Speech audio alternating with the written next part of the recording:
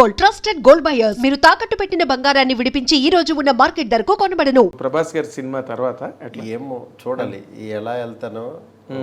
వెళ్తా డెఫినెట్గా. మొన్న కూడా డిస్కస్ చేసాము. టైం సెట్ అవ్వాలి అండి. టైం సెట్ అవ్వాలి.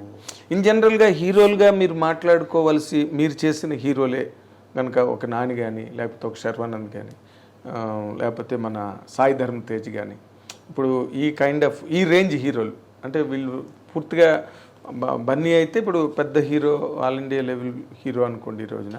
బట్ వాళ్ళతో మీరు కథలు రాసేటప్పుడు మీరు మామూలుగా మీరు అనుకున్న కథ రాసుకుంటారండి, లేకపోతే వాళ్ళ ఇమేజ్కి కథ రాస్తారా మీరు?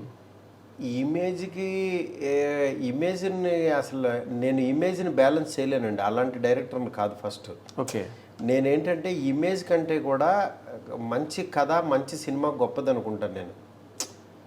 ఎందుకంటే వాళ్ళకున్న ఇమేజ్ కరెక్టే, కానీ ఆ ఇమేజ్ని ఈ కథలోకి నేను ఫిట్ చేయగలనా లేదా అనేది చూసుకుంటా. ఆడియన్స్ అంటే నేనే ఆడియన్స్ ఎక్కడో ఉండరు. నేను ఒక హీరోని నేను ఎలా చూడాలనుకుంటున్నానో అదే యాక్చువల్గా చూపిస్తా. అది యాక్చువల్గా ఆడియన్స్ ఎక్కువ మంది చూస్తారు, అలా చూడాలనుకుంటున్నారని నేను అనుకోవచ్చు.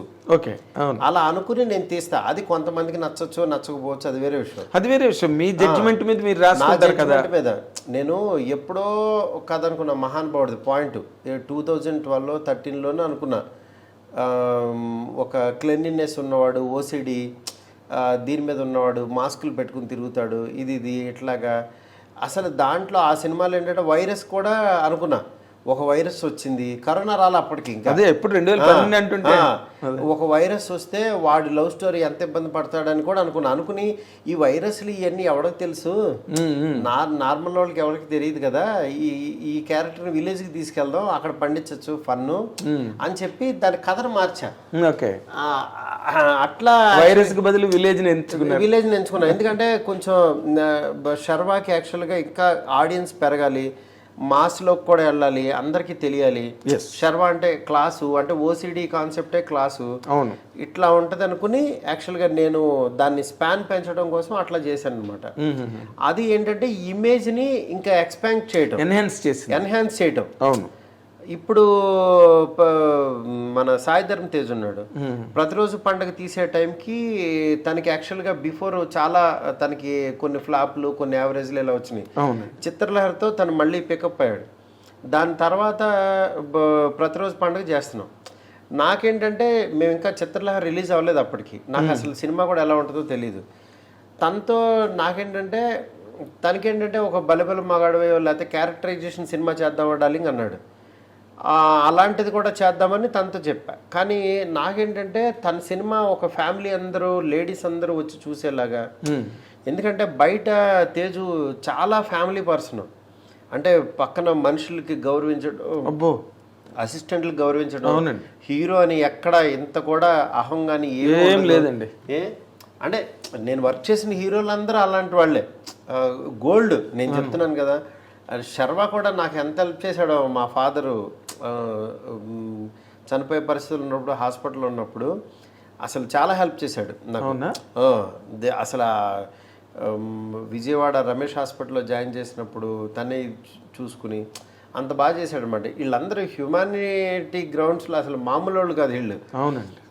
అలాగా తేజు కూడా నాకు తిను ఒక మంచి విషయాన్ని చెప్తే తిని ద్వారా బాగుంటుంది అనుకుని ప్రతిరోజు పండుగ పాయింట్ చెప్పాను. అదే చెప్పంగానే తనకి బాగా నచ్చి, లేదు డార్లింగ్ చేద్దాం ఇది అని చెప్పి ఇంకా అక్కడి నుంచి ఫిక్స్ అయ్యి, తను కూడా మా తాతగారు కూడా ఇలాగే ఉంటారు అని తను చాలా ఎమోషనల్గా ఆ జర్నీ చేసేవాళ్ళు.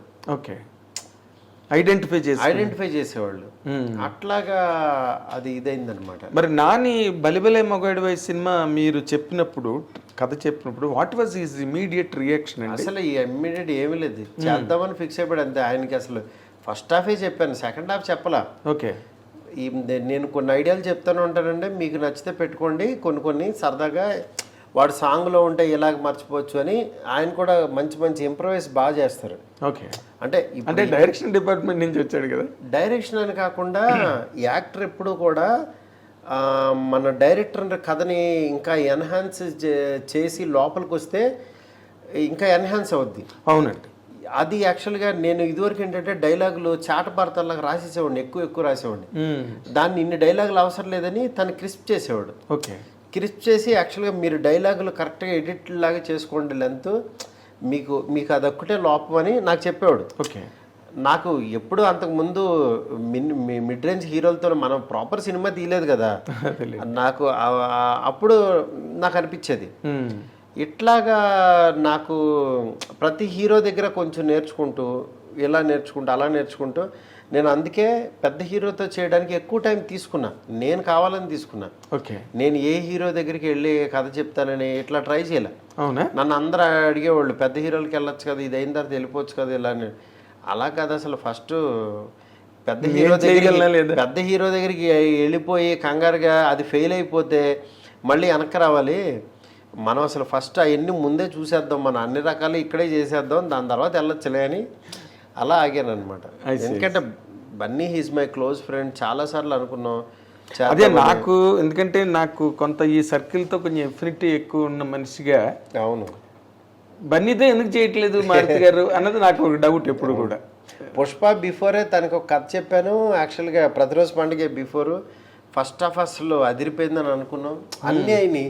సెకండ్ హాఫ్ చెప్పే టైంలో, అది రాసుకునే టైంలో తనకి సడన్గా సుకుమార్ రావటం, ఇంకా తను మళ్ళీ అటు బిజీగా ఉంటాడు. మళ్ళీ సుకుమార్లో డైరెక్టర్ వచ్చినప్పుడు మళ్ళీ ఇక్కడే ఇలా దూరకూడదు అనుకుని నాకు ఈ ప్రతిరోజు పండుగ పాయింట్ వచ్చింది. టక్మని నేను ఎక్కువ టైం వెయిట్ చేయను, అదొక ఇది నాకు. ఇది లేకపోతే ఇంకోటి టక్మని వెళ్ళిపోతూ ఉంటా. నేను ఖాళీగా ఉండలేక కోడిరామకృష్ణ గారి టైప్, ఆయన అసలు ఎక్కడ గ్యాప్ ఇచ్చేవారు కాదు. నేను మళ్ళీ ఇది రాసేసుకుని మళ్ళీ తనకే వెళ్ళి చెప్పా ఈ పాయింట్ బాగుంది మారుతుంది ఇది అన్నాడు తను. ఆల్మోస్ట్ నా కథలో బన్నీకి పాయింట్స్ చిరంజీవి గారికి చెప్తూ ఉంటా. ఓకే, ఇన్ జనరల్ గా కూడా ప్రతిరోజు పండుగ చెప్పాను, బలబల్ మగడమే, అలా కొన్ని కథలు చెప్తుంటా. బన్నీతో ఎక్కువ చెప్తూ ఉంటా. బన్నీకి కలిసినప్పుడల్లా ఈ పాయింట్ నెక్స్ట్ సినిమా ఎలా ఉంటుందని బౌన్స్ చేసేస్తా ఉంటా. అదే పడి ఉంటుంది కదా చెవిలో. అంటే చెప్పేటప్పుడు టక్మని ఒక ఐడియా ఏదో చెప్తాడు, ఇది బాగుంటుంది, ఇది అలాగా అని.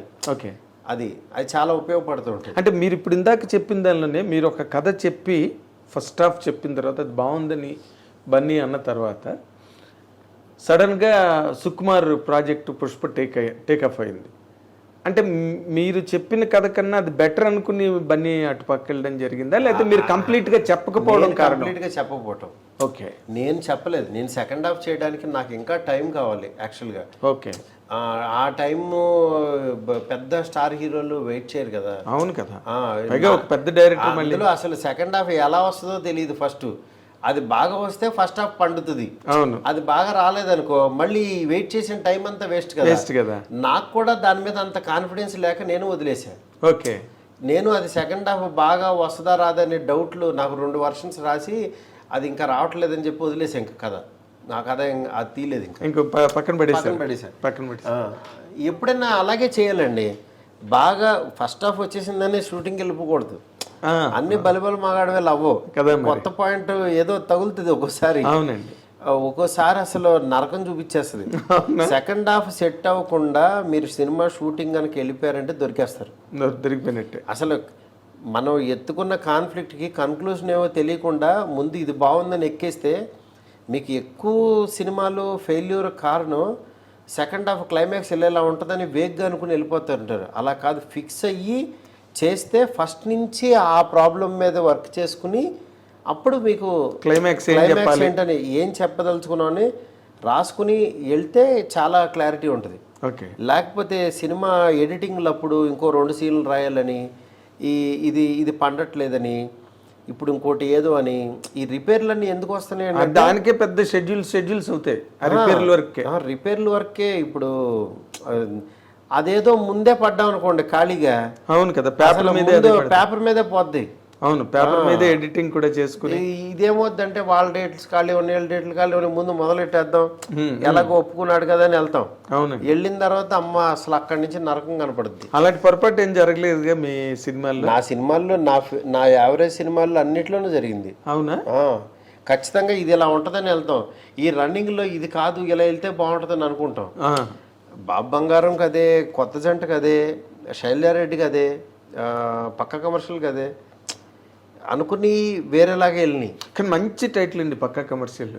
అవును, మంచి మాస్ టైటిల్. అసలు పేలిపోతుంది అనుకున్నారు అందరూ, కానీ అది మిస్ఫైర్ అయింది. అవునవును, పోన్లేండి, మంచిది మిస్ఫైర్ అవటం. అదేలేండి, అఫ్ కోర్స్ మీరు ఇందాక చెప్పినప్పుడు మీ ఫిలాసఫీ అది అయినప్పుడు అవును, నథింగ్ డ్యామేజెస్ యూ అండి. అవును, సైకలాజికల్గా మహా అయితే ఫెయిల్ అయిన రోజు లేకపోతే ఇంకో రోజు ఆ ఒక్క రోజు కొంచెం ష్రింక్ అవుతామండి. అవును, దాని తర్వాత మళ్ళీ ఒక కొత్త పాయింట్ ఎంచుకున్న రోజు ఇంక ఎనర్జీ వచ్చేస్తుంది. ఓ ఎనర్జీ వచ్చేస్తుంది. అబ్బాయి ఈసారి అమ్మ భలే మంచి పాయింట్ అని ఇప్పుడు మన వాళ్ళకి, మా చుట్టుపక్కల ఉన్న వాళ్ళకి ఈ కథ డార్లింగ్ ఇది అని చెప్తా ఇది అదిరిపోద్దని, ఇది కొడతామని ఇట్లా ఫిక్స్ అవుతాం కదా. అవును, ఇక ఆ రోజు నుంచి ఎనర్జీ వచ్చేస్తుంది. కానీ ఫెయిల్యూర్తో పాటు ఎక్కువ రోజులు జర్నీ చేస్తాం చూడండి. అవును, ఆ సినిమాతో పాటు సైకలాజికల్గా అమ్మాయి ఈ సినిమా ఎప్పుడు రిలీజ్ అయిపోద్దిరా బాబు, ఎప్పుడు వదిలేస్తుందిరా బాబు అనిపిస్తుంది. శైలజారెడ్డి అల్లుడు ఫస్ట్ హాఫ్ బాగుంటుందండి సినిమా. అవును, సినిమా బాగుంటుంది, బట్ అలా వెళ్తూ వెళ్తూ వెళ్తూ somewhere it last the grip. మీకు కథలో చిన్న బ్రెయిన్లో కన్ఫ్యూజన్ వచ్చింది అనుకోండి డైరెక్టర్కి, ఆ కన్ఫ్యూజన్ స్క్రీన్ మీద కనపడుతుంది, ఆడియన్స్ కన్ఫ్యూజ్ అవుతాడు. అవును, మనం గీత స్ట్రైట్గా కాన్ఫిడెంట్గా గీసామనుకోండి, స్ట్రోక్ బా ఏ వేసాడు స్ట్రోక్ అనిపించేస్తుంది. అవునండి, అదే ఈడు వెళ్తూ వెళ్తూ వెళ్తూ మధ్యలో పక్క నుంచి వెళ్తే ఇది స్ట్రోక్ చూడండి అని అన్నాం అనుకో, అది స్ట్రోక్ ఏంట్రా అంత వంకరగా ఉందంటాడు. అందువల్ల యాక్చువల్గా కొంచెం కామన్ సెన్స్తో వెళ్ళాలి. మంచి కాంబినేషన్, పైగా రవికృష్ణ గారు లేదా అన్ని అదే సార్, కాంబినేషన్స్ నమ్ముకుని కథలేయకూడదు అంటున్నా నేను. ఈ కాంబినేషన్ సెట్ చేసుకుని ఇలా తీసేద్దాం అలా తీసేద్దాం అనుకుని కథ వేసా, అది ఎప్పుడు ఫోర్స్గానే ఉంటుంది, ఫోర్స్డ్గానే ఉంటుంది, న్యాచురల్గా ఉంటుంది. ఎప్పుడైనా హీరో రాగానే కథ వేసేవాడిని సార్ ఇదివరకు, నేను అది చాలా తప్పని చేశాను. అదే కనుక ముందు నా బ్రెయిన్లో ఈ కథలు చెప్పాలని అనుకున్న వాటి మీద అన్ని కథలు సక్సెస్ అయినాయి. దాంట్లోకి హీరోలు వచ్చేవాళ్ళు, హీరో వచ్చిన తర్వాత కథ వేసేవి పోయినాయి. ఓకే, అందుకని యాక్చువల్గా నా దగ్గర ఉన్న కథకి హీరోకి అప్లై చేసినవి సూపర్ హిట్లు. ఓకే ఓకే, అది ఎప్పుడు చేయాలి, మన లోపల కొన్ని ఐడియాల మీద వర్క్ చేయాలని మన మెకానిజం ఫిక్స్ అవుతుంది. అవును, ఐడియా దాటి వాళ్ళు రాగానే వీళ్ళ దాంట్లోకి వెళ్ళేద్దాం అని అనుకుంటాం, పరకాయ ప్రవేశం చేస్తాం, కానీ మన బాడీ వాళ్ళ బాడీ సింక్ అవుతుంది అప్పుడు. అవును, ఎగ్జాక్ట్లీ అదే problem. And for more videos, please subscribe to iDream. Please subscribe to iDream. Please subscribe iDream. And please subscribe to iDream. For more videos, subscribe to iDream. please like, share and subscribe to the channel. Congratulations, iDream. Subscribe to iDream. Subscribe to iDream. So subscribe to iDream Media. iDream team andarki huge congratulations. Please subscribe iDream Media. Please subscribe to iDream. Subscribe iDream. Please subscribe to iDream. iDream అంటే నా కళల ఛానల్ను subscribe చేసుకున్న నోరు తిరుగుతలేదు, మీరైతే గంట గుర్తు కొట్టండి. For more such videos, please subscribe to iDream. Subscribe to iDream. Please subscribe to iDream. Please subscribe iDream Media. Please do subscribe to iDream. Please subscribe to iDream Media. For best entertainment and information, please subscribe iDream. And don't forget to subscribe to iDream.